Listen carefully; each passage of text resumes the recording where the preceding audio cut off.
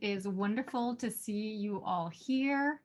I'm really just so thrilled to be part of this session again.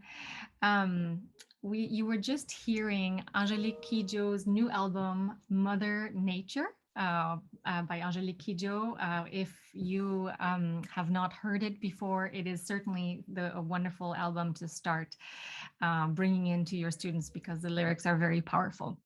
So welcome to the Youth Rise Up Against Climate Change, Part 2, The Struggle Continues.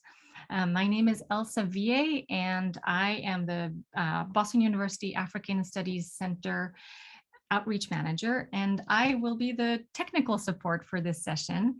I do want to mention, like the conversation that we had last year, that we have a resource list that we developed with lots and lots of links that I think will be really useful to you to bring back to the classroom and to your students. Yesterday, as you know, was the last day of COP26. And if you have been following, you know that without the voices of the people, the fight to move away from fossil fuels, the fight to bring in people's existence and lives and livelihoods as a priority is going to drown itself in the discourse of politicians. We are facing unprecedented threat to our very existence. And rising waters, unleashed storms, climate migrations are really such an existential threat to everything, coupled with larger social injustices of racism, global white supremacy, patriarchy, and so on. Last year, we had such a powerful session with the voice of dedicated, active, caring, and expert young people who are leaders in the fight for change. And so this year, with the IPCC report that came out a few months ago and the COP26, we felt the same urgency to continue the conversation with these amazing young activists. So I'm so pleased to reintroduce, for those of you, it's nice to see familiar faces from last year. I see you, Susie, and I'm thrilled to see you here. I know there were a couple people as well, so it's wonderful to have you back. So I'm reintroducing for some of you, and for some of you, our moderator is new. Aniya Butler is our moderator today. She is a 15-year-old freshman, 50 from Oakland, California, sophomore, sorry. From the time we've met to organize this workshop last year, she has just blown me away, in particular with her analysis of how this struggle is an intersectional struggle, that this struggle is not just about nature, it's not just about climate, it's about a complete holistic intersectional struggle for justice. So Aniya recognizes that the climate crisis is fueled by the same systems of oppression, fueling social injustices. Through her poetry and organizing, she tries to reflect this and uplift frontline youth to fight for dismantling these systems completely and rebuilding a world youth deserve to live in. If you haven't seen her poem that she wrote last year, it is on our website and on the resource list that I just circulated and that I will recirculate right now. So I am really, and I'm also very thrilled because I see that Oladosu Adenike has just joined us. So this is really good news. So I'm so pleased that Aniya can be here. I'm so pleased to be here with all the others who are going to participate in this conversation. And without further ado, Aniya, I'm going to turn it over to you. Hey y'all, good morning. Thank you so much for that beautiful introduction, Elsa. I am so excited and so honored to be here and to share space with all of you once again. So yeah, let's get started. I wanted to introduce some of the amazing panelists that we have today. Oladosu Adenike is an eco-feminist, climate justice activist, and a first-class graduate in agricultural economics. She's also an advocate for the restoration of Lake Chad and the founder of I Lead Climate, which is pioneering the Green Democracy Initiative and the Green Accord. And then another amazing panelist, Irene Asuwa, is one of the team leads at Ecological Justice, a community of banners that seeks to connect struggles for ecological justice.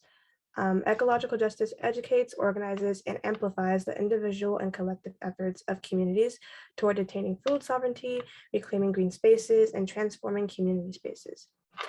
So from these brief descriptions of the amazing work that these activists have done, I can tell we'll have another fulfilling and insightful conversation.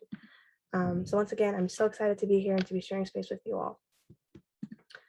So yeah, it has been about a year since we last talked. I'm sure a lot has happened for us and to us as individuals, to our community, and to our planet, and to our work. So my first question to the both of you is, what changes, positive or negative, have you seen happen since the last time we talked? This can be in your work, your campaigns, and the larger struggle for climate justice. Let's start off with Asuwa.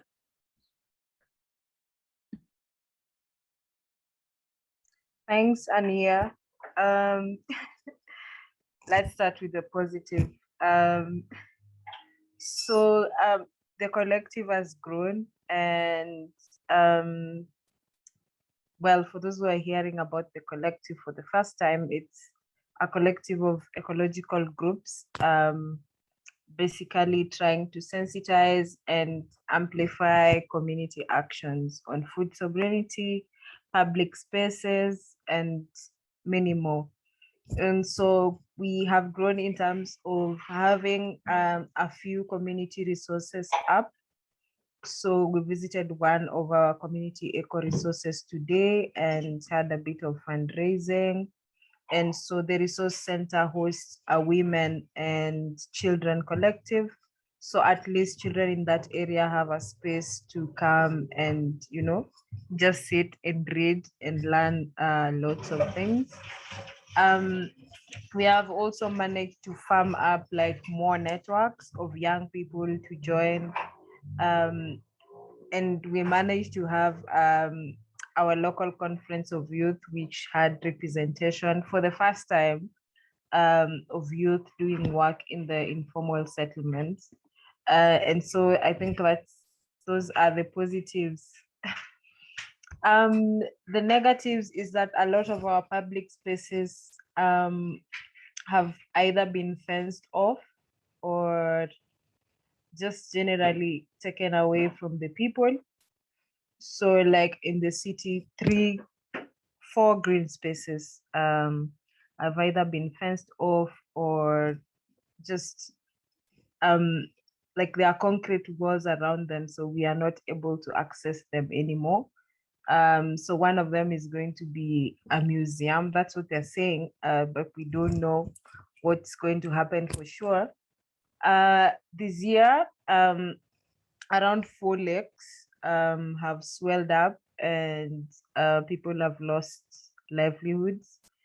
And recently, the Chinese government, in partnership with the Kenyan government, are building a private road.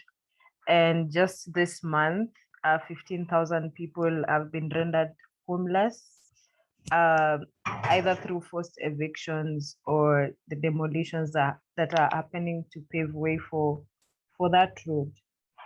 And then we have a looming drought, and so we are already losing a lot of livestock.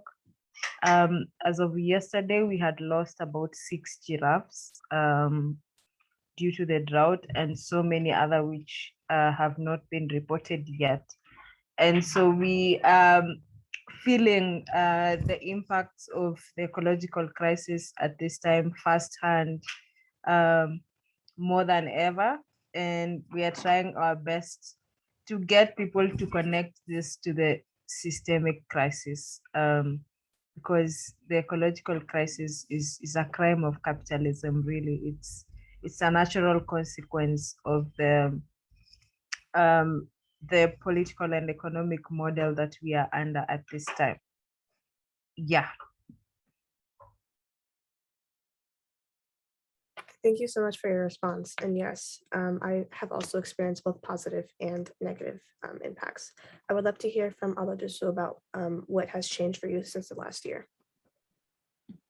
Okay, thank you so much. So, a lot have happened just within the space of time.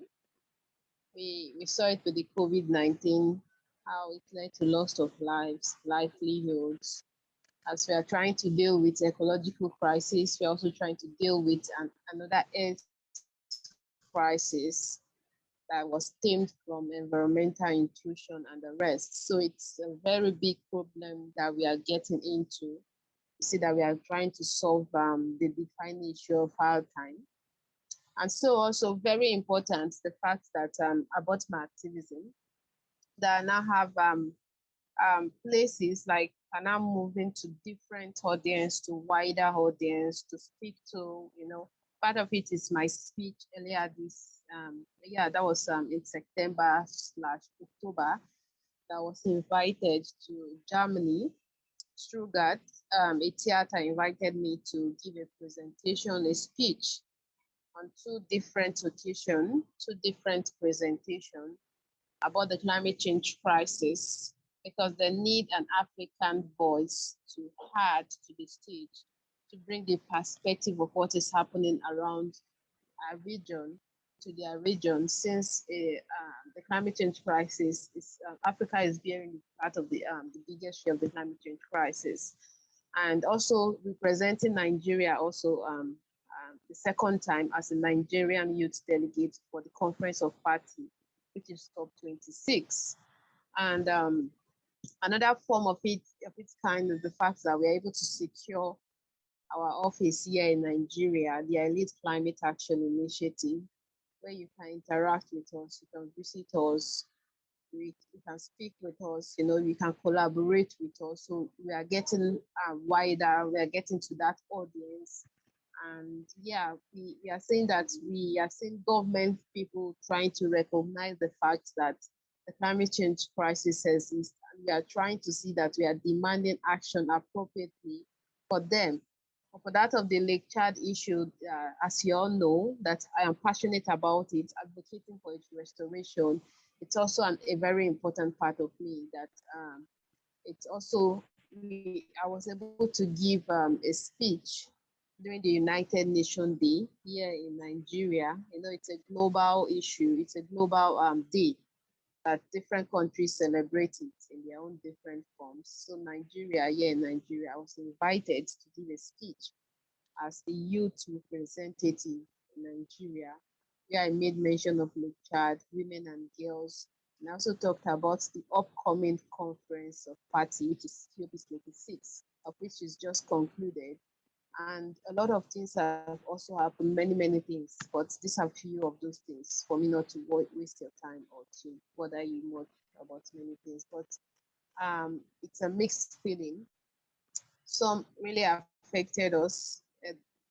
Look at the form of our activism too, that we're not able to carry out the normal routine activity. We have to create online platform where we can leverage on all of this.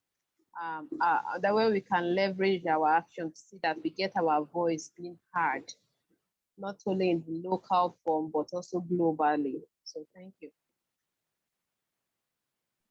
Thank you so much. Yeah, and personally for me, a lot has changed for the last year.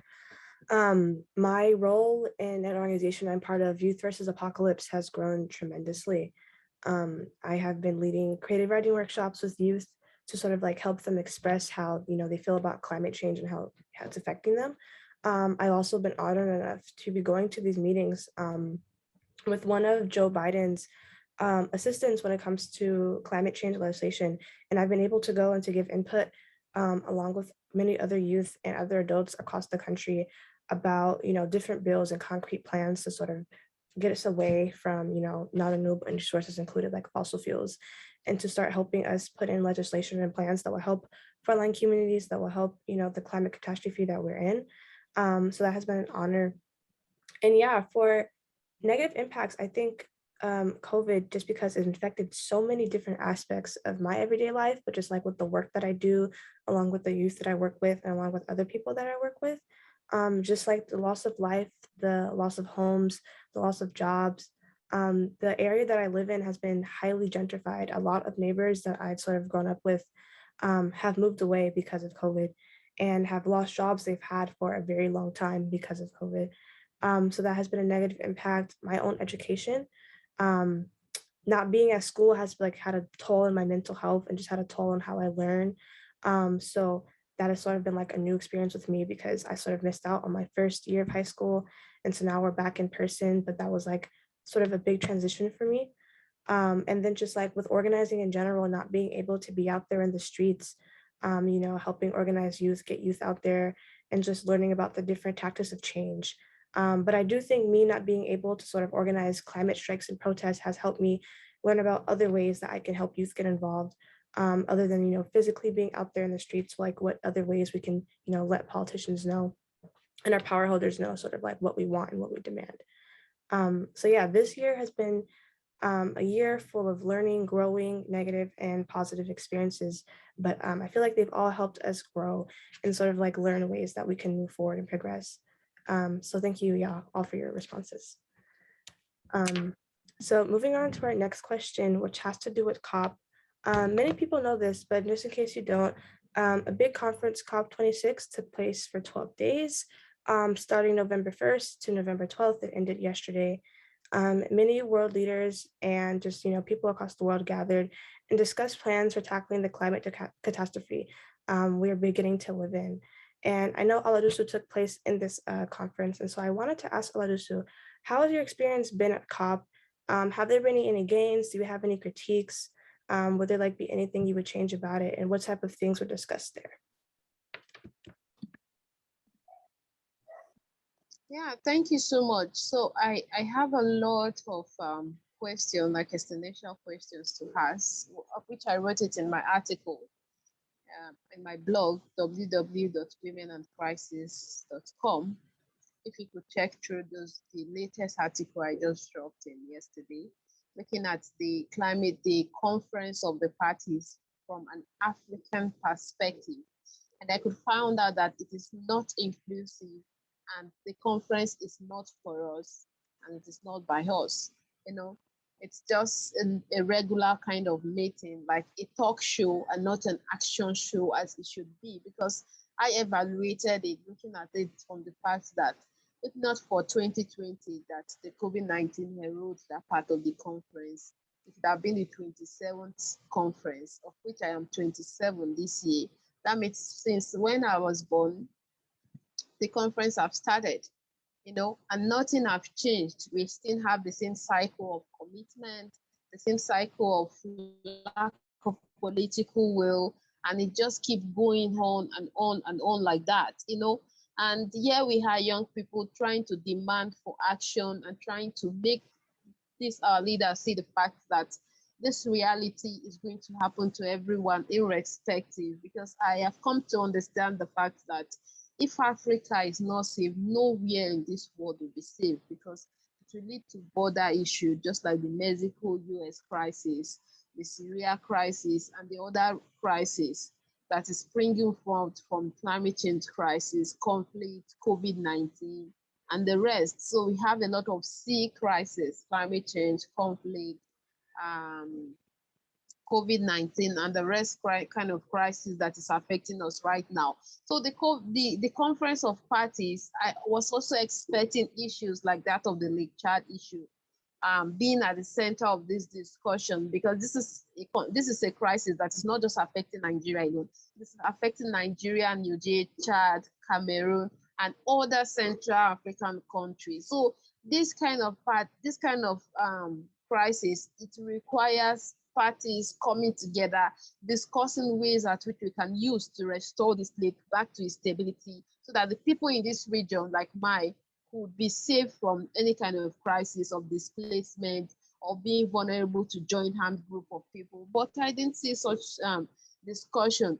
And also the discussion on loss and damage is still a very crucial part that should have been addressed in this particular forum. But the leaders, the developed world leaders, are shying away from it. When we talk about climate reparation, they don't want to hear about that.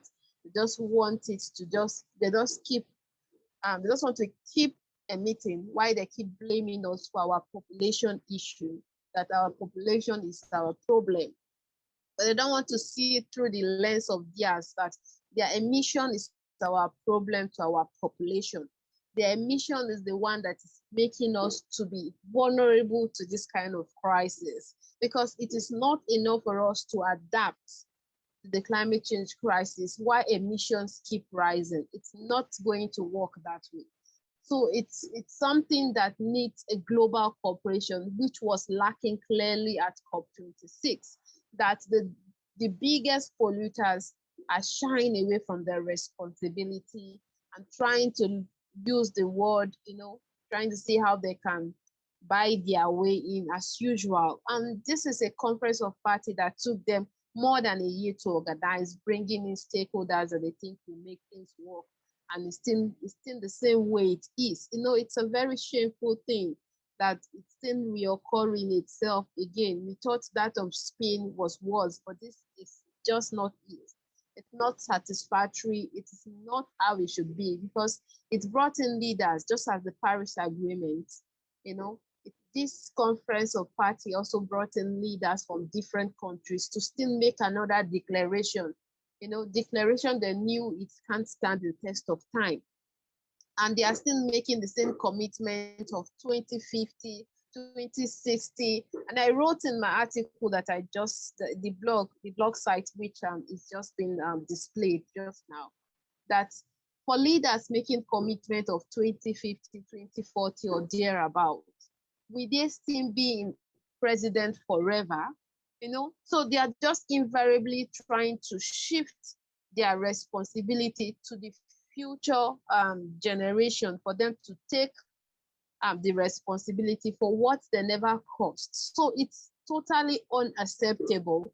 And that is the breaking line where we have to all come out and voice out what we need, why we need it right now, because we are getting to that elastic point where the climate change crisis will become no return. As we are seeing it, that the ice is already melting, which definitely we can't bring back.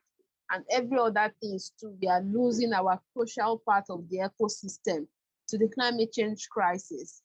We are really in a very crucial time, and our leaders are not getting the memo. They are not getting it.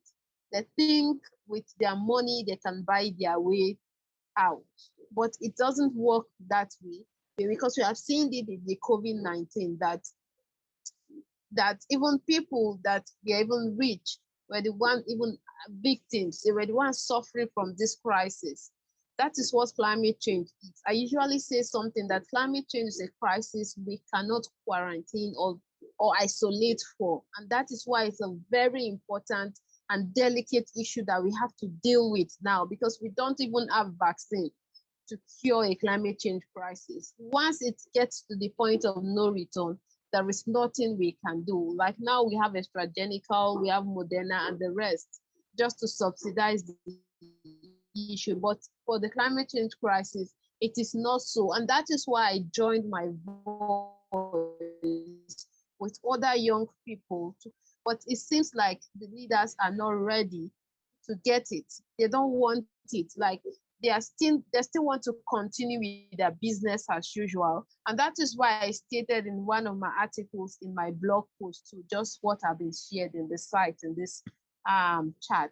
I also stated is that this decade should be a decade of political will, because if there's no political will, there is no way we can act on anything, because that is what a conference of party needs, more political will in delivering its mandate. And these people need to accept the fact that they are failed, because they are calling out for, okay, look at Article 6 of the Paris Agreement. They are still trying to find a common ground to make it flexible, because this is the part of the agreement that brings in accountability, transparency in emission reduction between countries and corporations. But yet they are still shying away. It was left undone. That was COP25, and now COP26, the same reoccurring incident. So when are we going to get it right? If we don't get it right now, when the climate change crisis is happening every minute, every second, every time, and our actions are still tells us that we still have like 10 decades to act on the climate change. It doesn't work that way.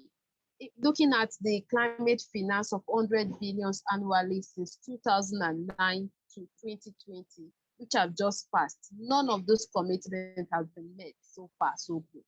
But and at the same time, this money is not even enough to cater with the reality of the crisis on ground right now.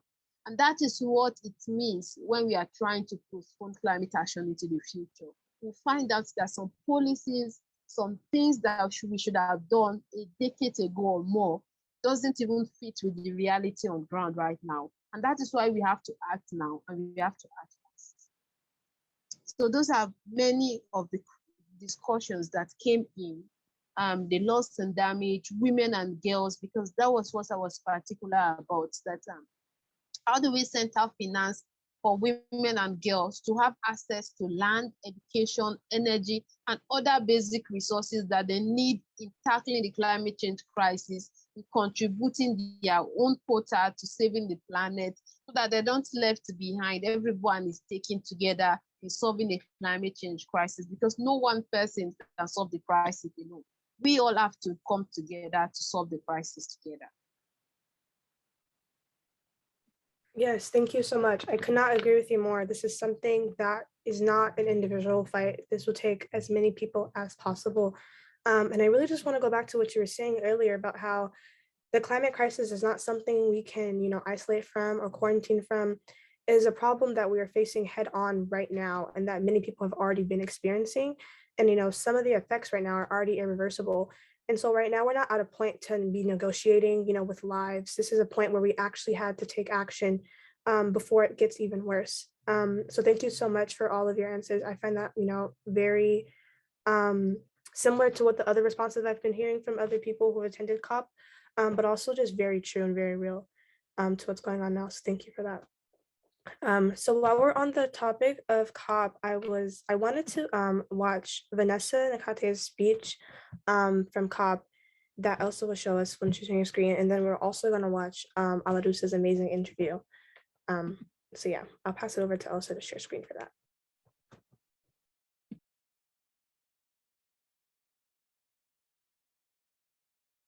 Guns. The pain and suffering is gone.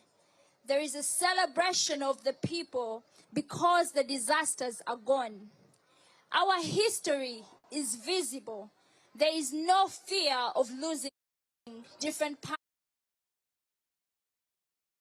Floods are ravaging different parts of Kampala, different parts of Uganda, and across the African continent.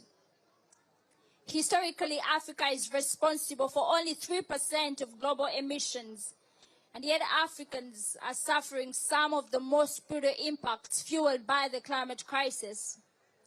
But while the African continent, while the global south is on the front lines of the climate crisis, they are not on the front pages of the world's newspapers. We've seen activists from the most affected areas being erased from pictures, from conversations, and removed from rooms.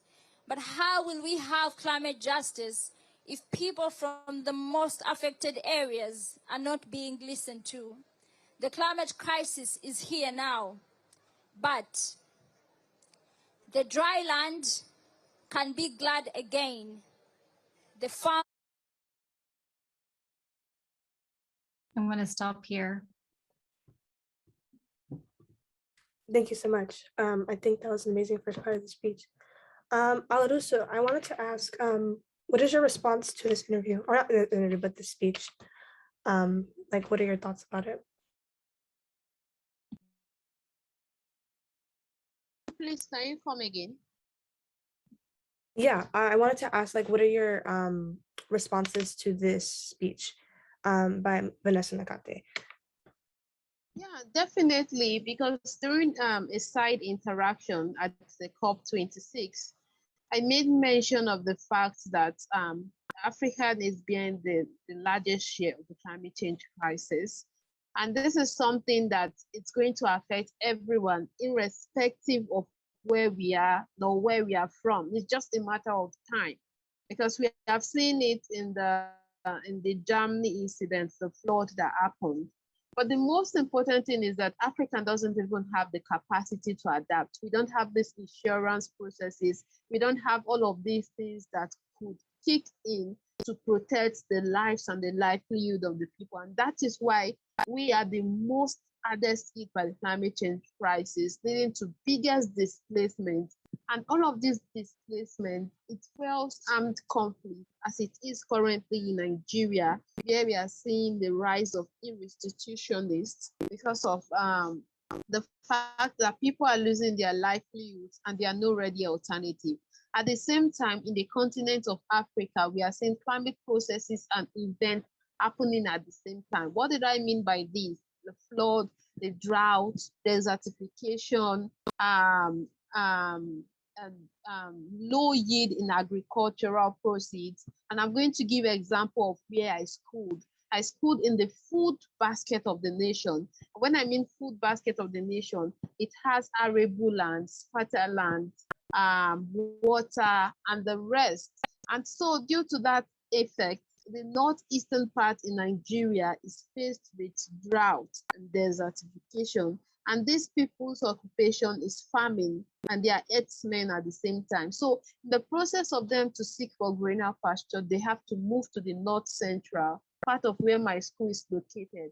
In the process of grazing their cattle, it leads to clashes between the farmers and the herdsmen because their needs depend on each other, of which these needs are shrinking, such as the land, the water, the vegetative cover, and the rest. So it's becoming a very big issue for us recently because it is leading to ethnic crisis, religious crisis, and people are seeing it as a political instigation. Little people are seeing it from the perspective of environmental issues. So hence, it is leading to fragility in our diversity, of which is a crisis for us to bear with, because if this lingers for too long, it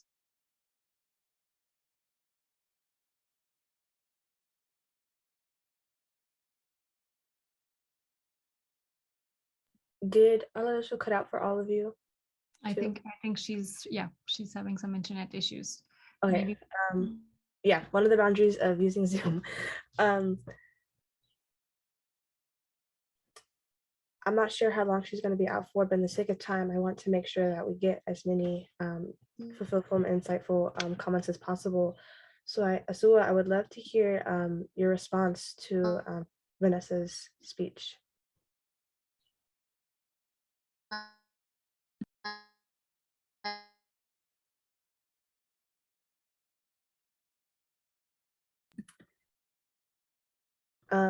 Asuwa, can you hear me?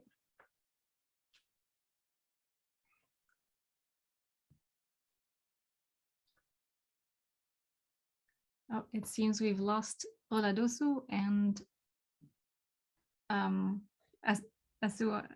Oh, there you go. Perfect. Oh, okay. Looks like there was a lag somewhere. Am I good now? Yes.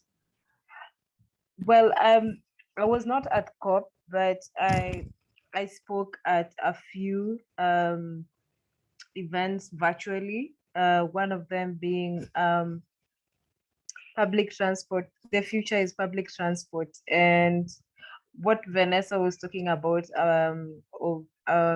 about African voices being, shut off and stuff like that.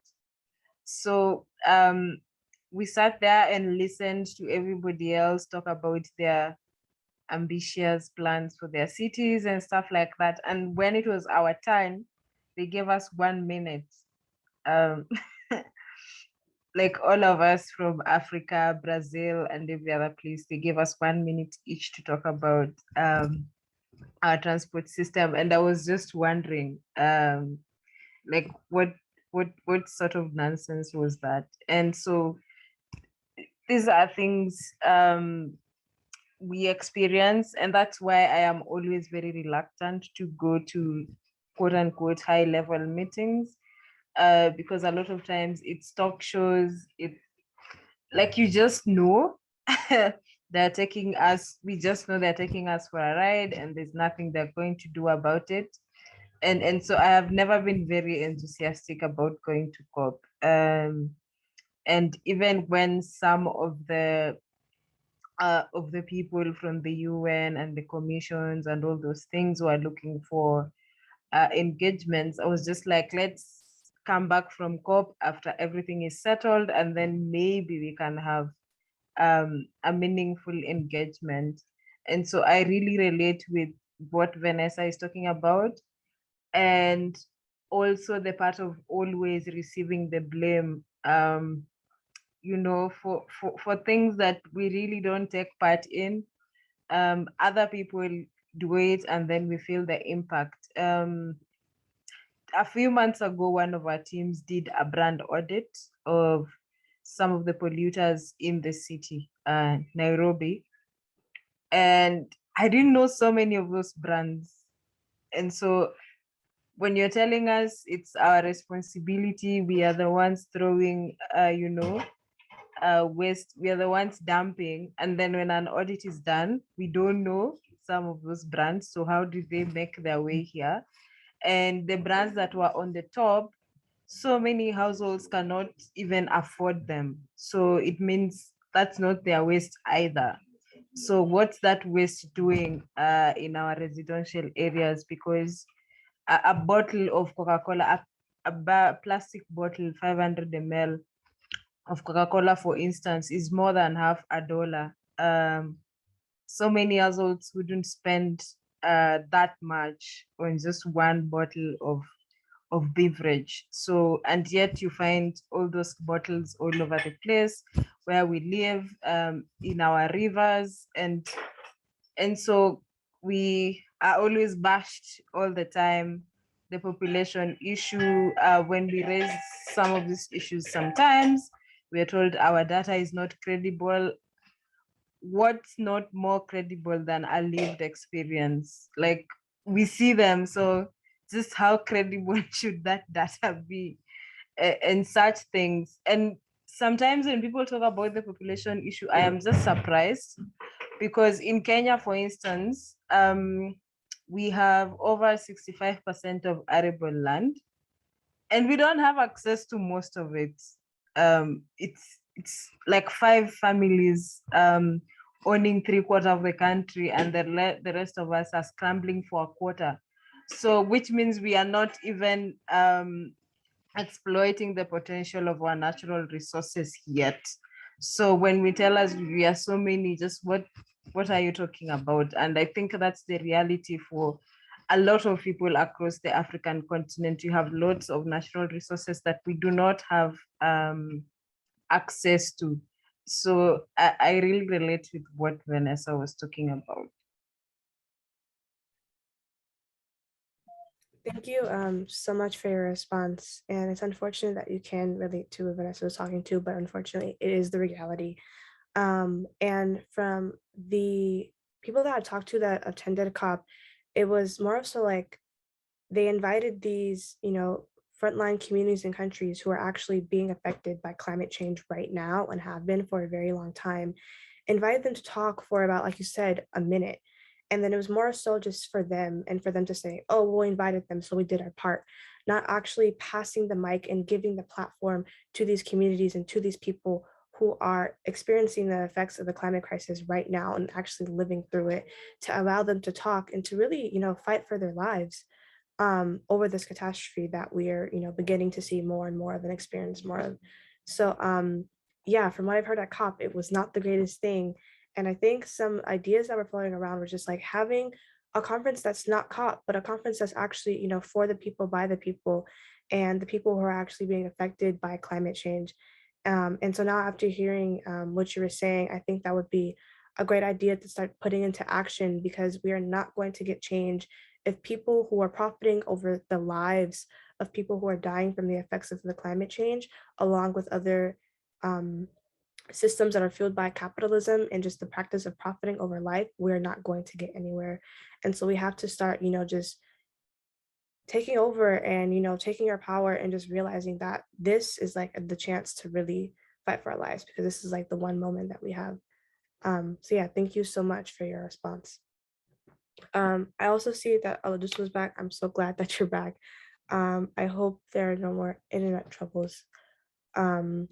But I think this is a good time to transition to the next question that I have. I think we touched on this a little bit earlier, But I want to talk about this because it was such a big thing overall in terms of just like really impacting and affecting different aspects of life, that we see it. So something that has happened and impacted everyone and everything in some way um, since the last time we talked is COVID-19. Everyone experiences like different impacts from COVID-19 throughout the pandemic. There were really challenges, changes, and concerns. So my question to the both of you is, how has COVID-19 impacted your work as an activist? And I would let's start off with Asuwa.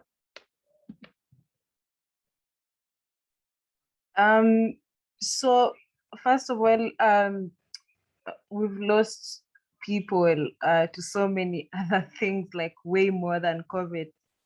And that's the sad bit of it.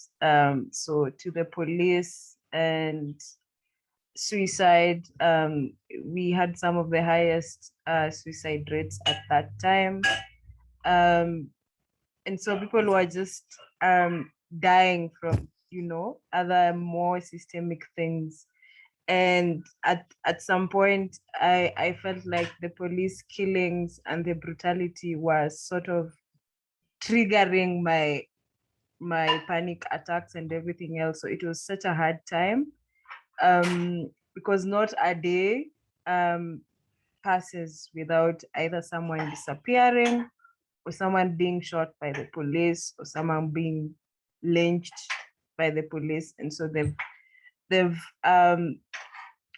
devised other ways of killing people, because apparently people are starting to trace bullets and starting to take the post-mortem process more seriously. So instead of using the bullets, they lynch people instead, or burn them, or throw them into the rivers or dams, or things like that. And so when you are organizing within such a space, it takes a toll on you as the organizer, and also organizing with families whose members are disappeared or have been killed by the police or have been evicted. Like at the moment, part of those 15,000 people whose property has been demolished, one of our resource centers is there. So the resource center is down, and the people who are at the resource center have their houses demolished, and we're still looking for a shelter for them to be in. So these people have been out in the cold for a week now, as we try to look for places to resettle them. And then the directives, like those things, they were not making sense to a lot of people, because even before COVID, they didn't have access to something as basic as water. And now you want to tell us to wash our hands all the time when we can't even access drinking water. And social distancing, like housing in this place, that does not allow for such things. And so when you tell people to do that, it's not a question of them not wanting to do it, but the conditions do not allow for such directives. And so this year we had like 483 reported suicide. So of course a lot more were not reported because people have lost livelihoods and sources of income, and education has become quite expensive. So thousands of people have not been able to join university. Other people have not been able to join high school. And the taxes, right now we have 16% value added tax on each and everything. It was at 18. They reduced it to 16%, which is a sad fun fact, like from 18% to 16% value added tax. So everything else is taxed. And so the cost of living is over the roof for so many people. So you can imagine, people have not been able to join school, people have lost jobs, then you have 16% value added tax on everything. And then there's the demolitions and the evictions. So it has been such a rough time.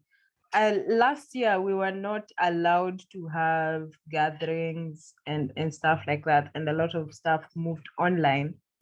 And it's not like online is accessible to to most of us as well. So many people are not able to access internet, um, not even have gadgets that can access internet in the first place. And so learning moved online, everything else moved online, and in the process, it left so many people behind. And now we have to play catch up with our livelihood and play catch up with what we have lost at the same time. So we are hoping we don't get to copy paste things moving forward, because we are not out of the pandemic yet, and there's still the issue of vaccine equity. And so we are hoping that we are able to get more and more people vaccinated, so that we can, really get back to doing things. I don't want to say get back to normal, because it's not like normal was the good place. We really need to move to somewhere that's not normal, because normal wasn't good either. For sure. Thank you so much for that response. And yes, I totally agree. How the normal that we're living in should not be what we call normal. So yeah. Oladosu, I would love to hear how you have been impacted by COVID, and how your work has been impacted by COVID. And I'm still here listening. My Wi-Fi was being like unstable, and I wanted to hear everything y'all said, so I turned my camera off, but I'm still here.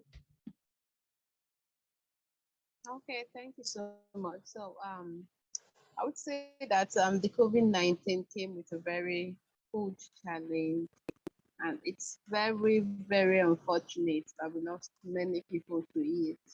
And as well as the livelihoods of people were greatly at stake.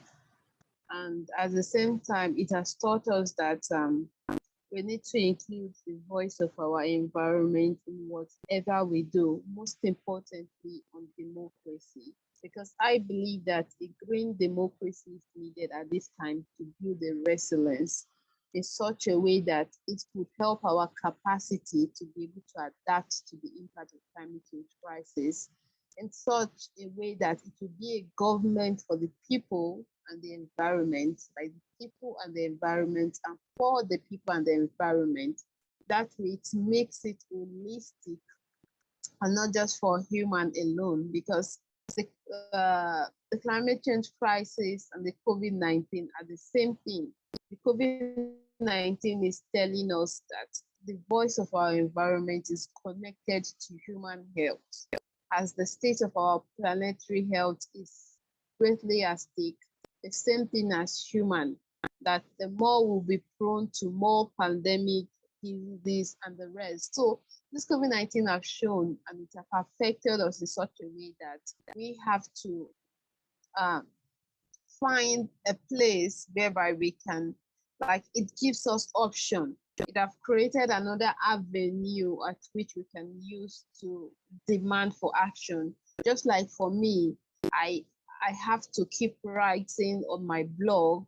I made it a weekly thing, writing on my blog, the www.womenandcrisis.com. I made it a usual or a normal thing for me to write there and post it online, leveraging on digital platform to get my voice or my messages out there, or using different international and local paper to write as a medium to make people to understand those things, since it is not possible for us to hold physical gatherings or physical activities, or even planning anything for any community or engagement. So we have to find alternative.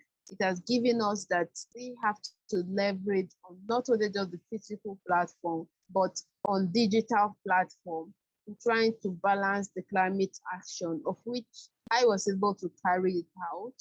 And using the Elite Climate tool, I was giving out some videos on a weekly basis using my social media handles, the Ecofeminists, on Twitter, then an ecofeminist on Instagram. And at the same time, I created a YouTube channel where I had to interview the former chair of IPCC about the newly released report. I also interviewed different people in that platform just to get people to reach this platform where they can leverage on to get information, to demand for action, and the rest. So this pandemic has shown that we have different options in solving the societal issue we have. We have different ways at which we can leverage to tackle our crisis, not just one way, you know. So we have to use those ways to build solutions around it and to get other people involved in it so we can be together trying to settle the peace and at the same time trying to create solutions.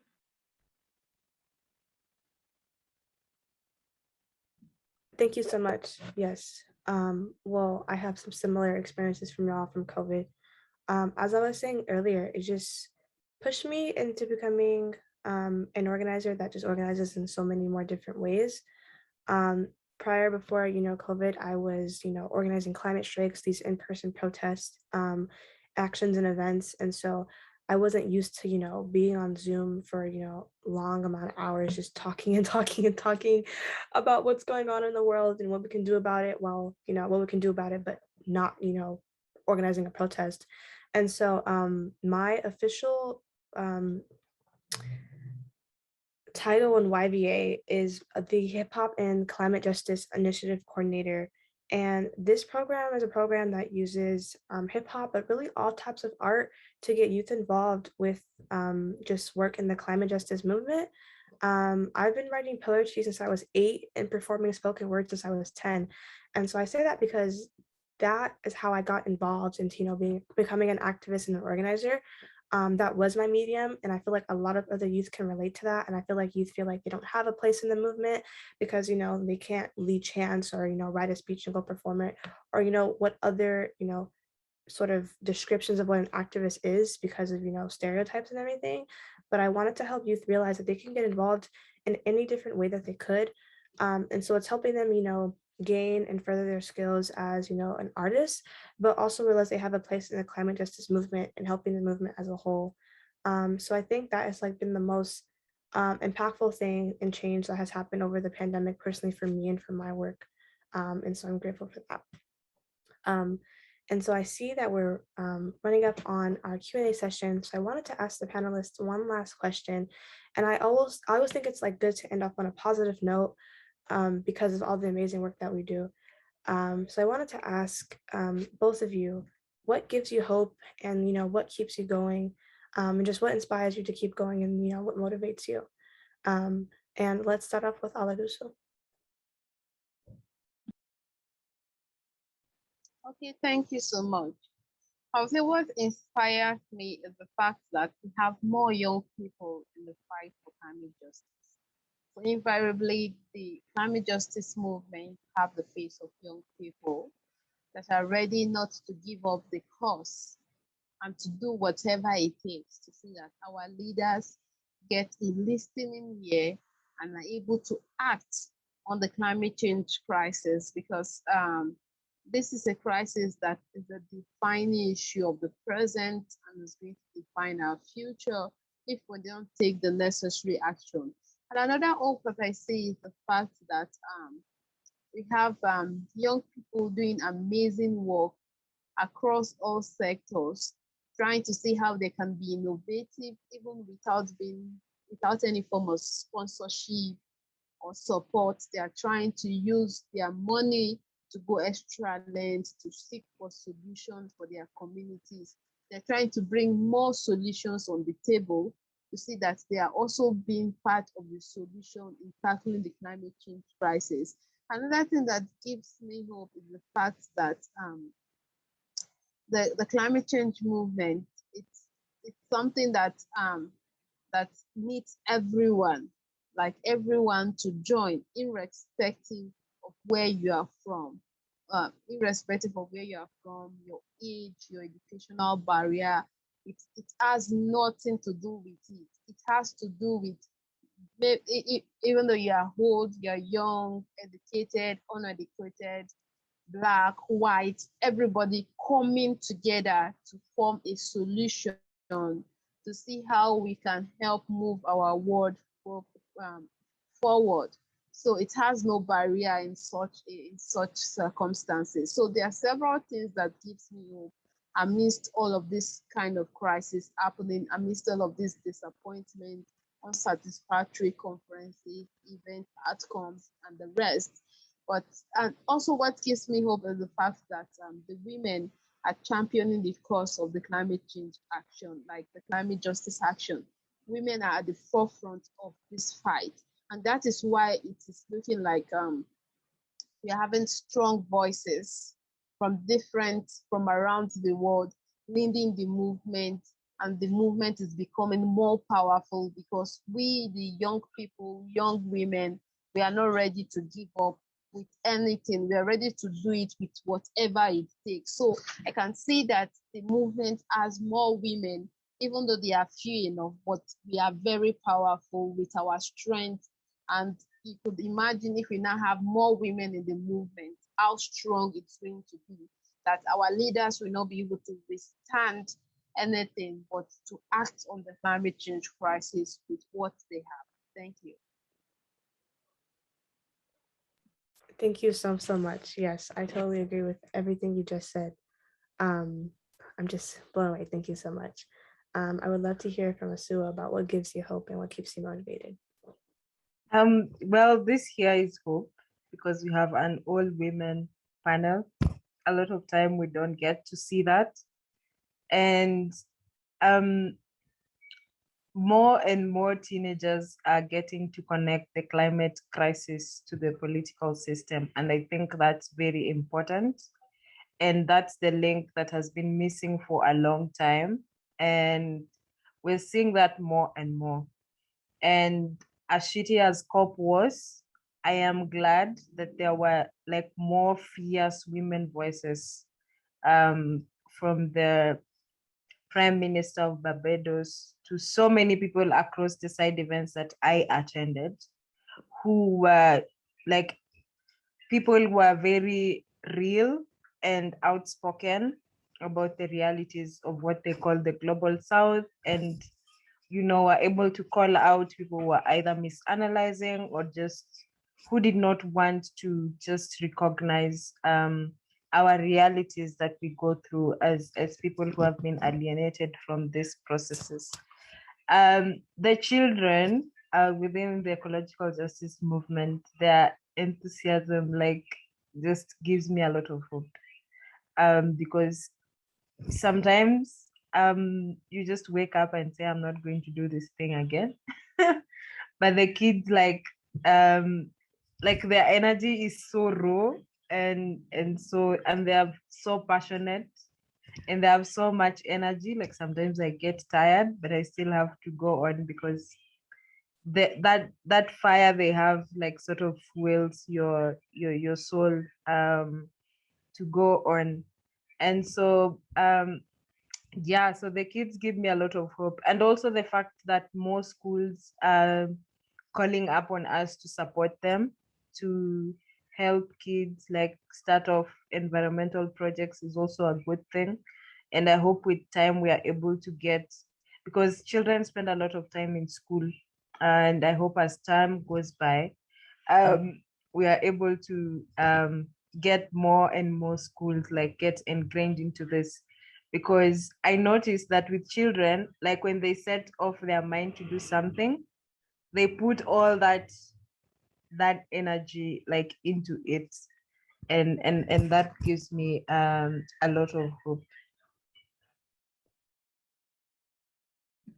Thank you so much. Yes, I agree with everything you said. Also, in terms for me, what gives me hope is just youth and the people at the forefront of the movement, and just to see the consistency of everything that has been going on, and the eagerness and the readiness of youth to get involved in the movement is what really gives me hope. And I really connected with what you said, Asuwa, about how people are starting to finally connect the political system and the climate crisis together, because they are not two different things. The foundations of the political system, those foundations is what allowed the climate crisis to happen in the first place. And I think that is something that we have to all realize before we even get to the point of achieving climate justice, because part of achieving, or no, part, not even part, all of achieving climate justice is about dismantling those foundations completely and rebuilding a world that is not founded off the practice of profiting off of lives, and rebuilding a world where everyone can truly thrive. And so people are starting to realize that more and more, and that is what gives me hope, because it's, they're finally realizing that the world that we're living in is not normal, and we are not asking for a lot, we're asking for the bare minimum. And so I just, yeah, that gives me hope a lot. And being in spaces like these really give me hope, because all of you guys share similar ideas, and I'll do so, and Asuwa do so much amazing work, and I just really look up to you all. So yeah. Thank you all so much for being here, for answering these questions. Those are all the questions I had for the amazing panelists, but I would love to hear some questions from the audience as we move into our Q&A session. And so if you would like to unmute, please, if you have a question for a specific individual, make sure to indicate who that individual is for just by saying their name. But if it's for everyone, you can just say for everyone. And if you have a question you like to put in the chat, please do the same thing. Just indicate who it's for by putting their name, or if it's for everyone, you could just leave it like that, and I'll assume it's for everyone. And if it's in the chat, I'll read it off. But yeah, so we're moving into our Q&A session. To keep it, I know like it's hard to see when people are muting. So if you have like the reaction bar at the bottom of your Zoom screen, if you could press that and raise your hand so I know who wants to ask questions, that would be great. And then I'll just call on you. So yeah. Okay, I see Jeffrey's hand is up. Hi, Aniya. Thank you. And Asuwa and Oladosu, thank you for being here and sharing your stories. I teach at an all-girls secondary school, and I'm so inspired to hear, like you said, this all-female panel talk about your work in this area. And I'm really glad that the recording will be available. I hope this is something that we teachers will be able to share in our classrooms. And a question I have for any of you willing to take it on, it seems that the movement is succeeding in engaging and motivating more and more people, and yet somehow that mobilization isn't leading to the kind of structural change that needs to happen. And I'm wondering what you see in your different contexts as the biggest obstacle to turning this mobilization into actual like structural change and policy change. Okay, thank you so much for that question. As for me, I work with the government. I think, can you hear me? Okay, so as for me, I work with the government, and that was what made me to have this ticket as an official youth delegate, Nigerian youth delegate for COP26. I was also the official youth delegate for COP25 too. So in the bid for us to be able to see ways at which we can balance it to get political will, I have moved towards engagement with the government, and that was why the current Minister of State for Environment invited me to work with her on Lake Chad related issue and different issues to see how we can come in, suggest our ideas, suggest what we think we should do to see that we're able to contribute our own way. We can't make the decision because we are not holding any political position. I was just only invited to come there to see what we can do as a young person to influence some changes, and that is what I am doing currently, trying to see how we can bring innovation at the center of this. The fact that that there's mobilization and the rest, it still needs us to put that together to see how we can get our various governments to act on it. As for me, I can speak for myself that I am doing that engagement with the government and the people together. Where I need to call them out, I call them out without any fear of, okay, I'm working with them. And where I need to engage with them, I engage with them that, okay, look at this issue. What do we do about it? It is now left for them to say, okay, we'll act on it or we'll not act on it, or for them to give us a response. And I think part of the success of it was when the ministry came up with the youth incubation hub to see how they can rally around different ideas from the youth in different geopolitical zones to connect towards tackling the climate change crisis and get our various governments along in tackling this crisis. Because I know that mobilization might not be enough, because we have to use different approach in solving the climate change crisis. And while some people are mobilizing, some people should also channel that effort in engaging with their various governments to see how they can bring these solutions on the table and how we can all tackle it together.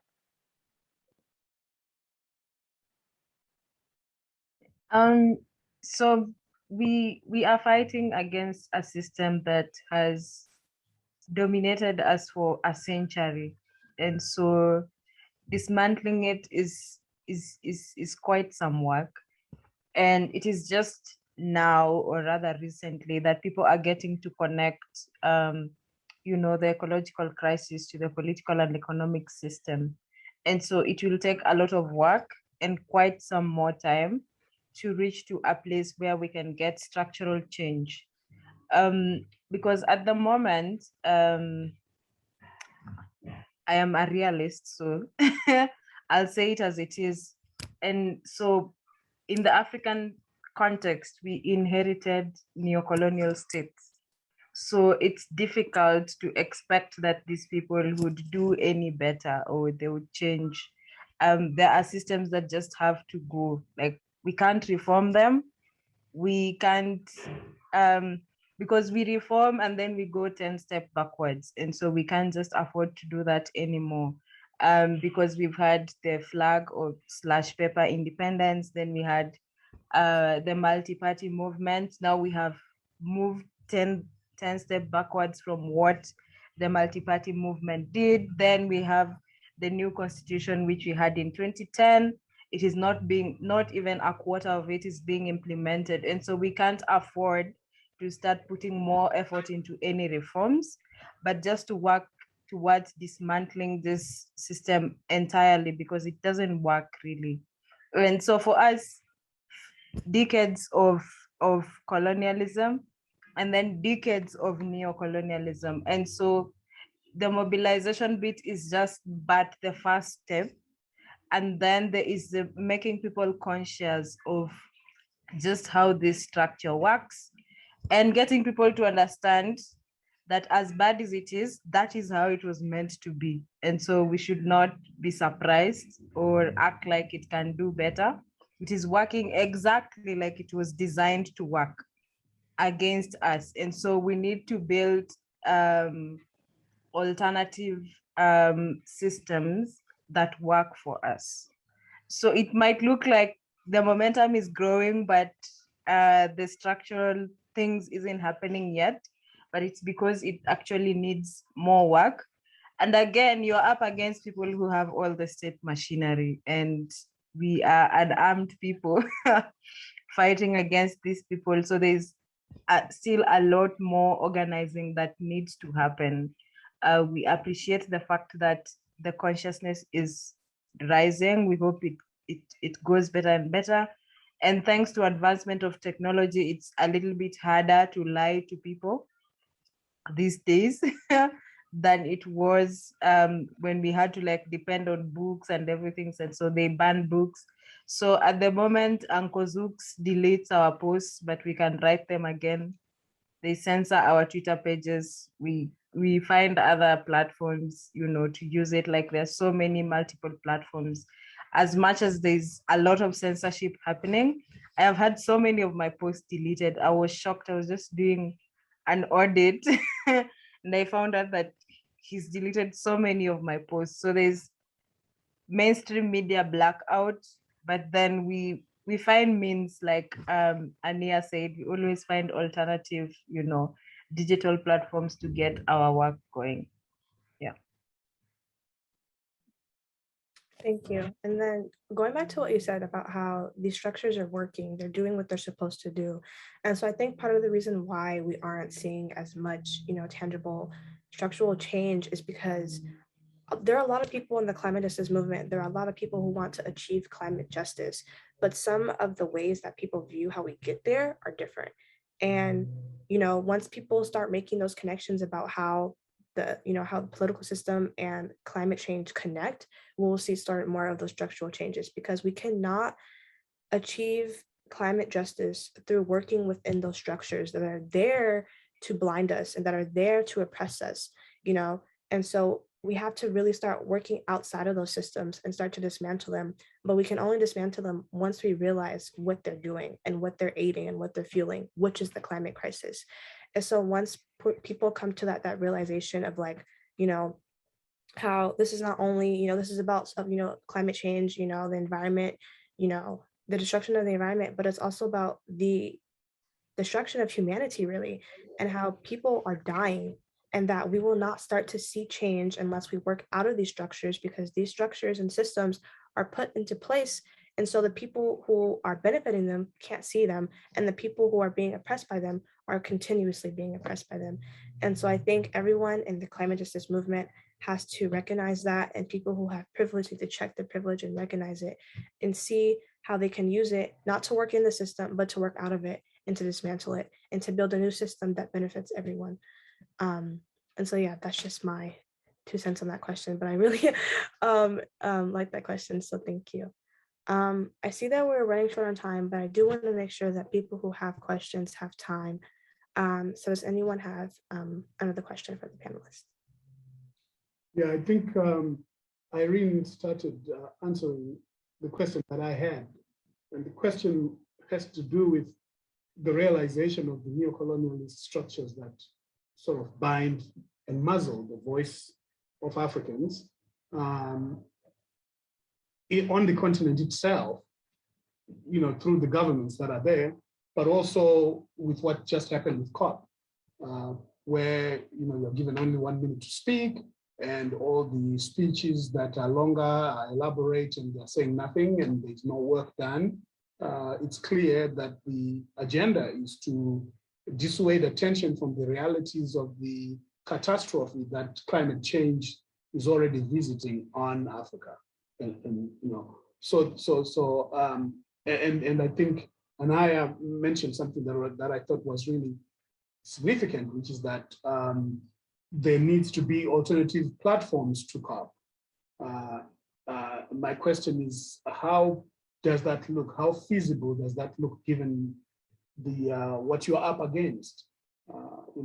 Do we have enough of a movement across, say, the continent of Africa, of people like yourselves who are fired up enough to make enough noise in a significant way, to create a counter COP, for example?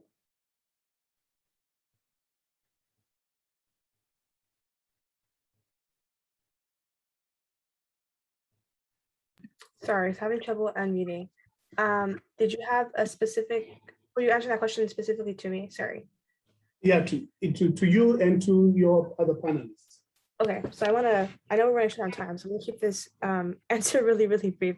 But I think that it will just take these, frontline organizers, frontline communities to come together and just to have a conference and a meeting where we're talking about what changes that we need to see. Because I feel like we're all, experiencing different effects of the climate crisis, but we're all going to experience them, someday. But it has to be a conference that's about making change, not, for the media, because I feel like COP26 is like really just for the show of it. It's not really about making change. And so we have to have a conference that's actually about making change, saving lives, and making sure that the people who are at the forefront of, the climate crisis are the people who are at the meeting, who are not giving a minute to speak. We're making sure that people can actually talk and have a time to present and talk about these issues that, we're living through and that we're experiencing. And so I think it will just take that, and for, power holders to be there and to listen, not to suggest, but just to listen and take notes and to see what they can do and what power they have to, start implementing whatever we're saying. So I think it will just take us, taking over the reins and just really, taking the power that we have been deprived from, and recognizing that it's ours, and that, this is our opportunity to, fight for our communities and fight for our lives. Yeah, so I'm not sure. I see it's 11:51. I really don't want to go over. But thank you so much for that question. And I want to thank Irene, Asuwa, and Oladosu so much, again, for all of your amazing responses, but just also for all of your amazing work. I look up to you all in so many different ways, and I hope that we can share space once again. But thank you so much for your work. I want to thank you, Aniya, and thank you to Oladosu, and thank you to Irene for participating in this very important, urgent conversation. The resource list, which I dropped again, has all the links that were referenced today, so please check it out. The video will be posted in a few weeks, and I just want to share my screen to let you know of what next sessions you may be able to choose from. In particular, the climate, what does climate change hold for agriculture and food security may be a nice follow-up if you're interested. Globally themed picture books and the UN Sustainable Goals, bira and guitar traditions, fusions, music, and African architecture, building the future. So thank you all so much. I much appreciate all the insights and the struggle that you bring to this work. And I wish you a good continuation of your day. Thank you. Thank you all so much. Thank you. Thank you so much. Thank you. Wonderful work. Bye, Thank you. everybody. Yeah, Thank you. Until next Terrific time. panel. Yeah, thank you.